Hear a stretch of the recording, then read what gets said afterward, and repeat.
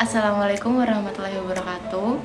Selamat pagi, siang, sore, malam, tergantung Bapak nonton video ini kapan. Perkenalkan, nama saya Firna Latifa dengan NIM D500240054. Jadi di sini saya membuat video untuk mengerjakan tugas dari Bapak Dwi Saputro terkait literatur review yang sudah kelompok kami buat.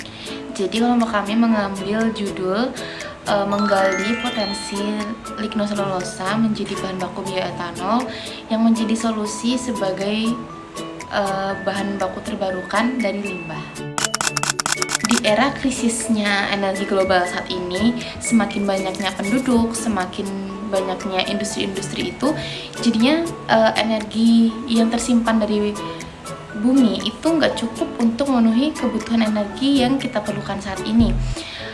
Apalagi energi-energi tersebut itu lama kan untuk terbarukan, memerlukan waktu sekitar ratusan tahun untuk bisa terbarukan. Nah, kita sebagai manusia bisa mencari solusi-solusi untuk memecahkan masalah tersebut.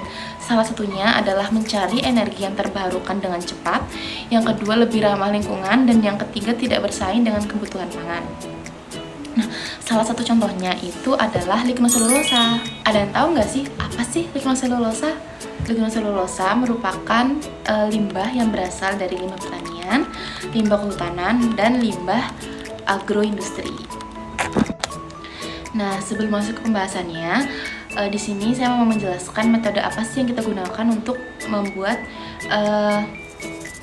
literatur review ini. Jadi kelompok 7 menggunakan metode segitiga terbalik. Nah, yang dimana kita menggunakan web konsensus. Dari konsensus itu kita menemukan 50 artikel review. Dari 50 itu kita hanya memilih 10 jurnal saja yang sesuai dengan judul kita. Jadi yang pertama itu kita hanya menggunakan artikel review saja. Terus yang kedua kita mencari kita mencari pembahasan yang sesuai dengan judul kita. Contohnya itu kayak penjelasan dari bioetanol atau metode pretreatment dan lain-lain. Terus yang ketiga itu kita hanya mengambil jurnal yang terbitnya itu tahun 2015 sampai 2025. Nah, dari itu kita menemukan 10 jurnal yang relevan dengan judul kita dan saling melengkapi. Oke, masuk ke pembahasan. Jadi, faktanya lignoselulosa itu mempunyai 3 kandungan. Yang pertama itu ada selulosa, yang kedua ada hemiselulosa, dan yang ketiga adalah lignin.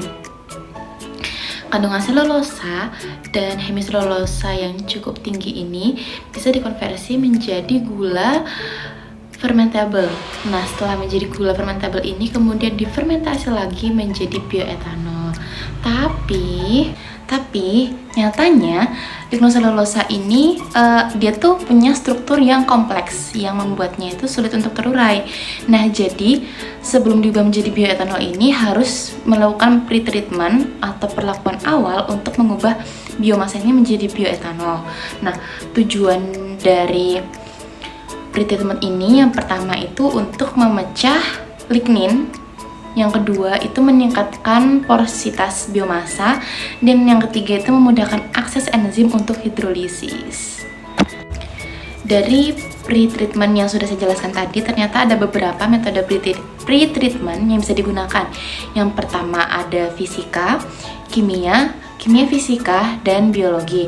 Penggunaannya itu tergantung dari efisiensi, biaya bahan yang digunakan maupun dampak lingkungannya. Pada literatur review yang sudah kita buat, kita membandingkan beberapa bahan yang bisa dijadikan bioetanol. Yang pertama itu ada jerami padi, jerami jagung atau ampas jagung. Yang ketiga itu ada kayu, yang keempat ada rumput gajah, yang kelima ada ampas tebu, dan yang keenam ada serat pelepah sawit. Setelah kita membandingkannya, hasil yang kita dapat yaitu ternyata jerami padi itu berpotensi yang paling bagus atau yang paling banyak untuk menghasilkan bioetanol. Ada 3 alasan. Yang pertama itu karena ketersediaannya yang cukup banyak, sekitar 731 ton per tahun. Yang kedua itu jerami padi itu bisa dilakukan pretreatment pada berbagai metode, seperti tadi metode kimia fisika maupun biologi tuh dia bisa. Dan yang ketiga, menggunakan biaya yang cukup murah. Jadi kesimpulan dapat diambil yaitu dengan mengembangkan bioetanol dari lignin selulosa itu bukan hanya mendukung transisi energi yang lebih ramah lingkungan, energi yang lebih bersih, tetapi juga sesuai dengan prinsip ekonomi sirkular dan biorefinery terintegrasi. Dengan pemilihan bahan baku yang sesuai, dengan pemilihan pretreatment yang sesuai pula, kita bisa menuju kemandirian energi yang berkelanjutan. Mari kita dukung inovasi energi hijau untuk masa depan yang lebih cerah. Mungkin cukup sekian yang dapat saya sampaikan. Mohon maaf jika ada salah kata. Wabillahi taufiq wal hidayah. Wassalamualaikum warahmatullahi wabarakatuh. Terima kasih.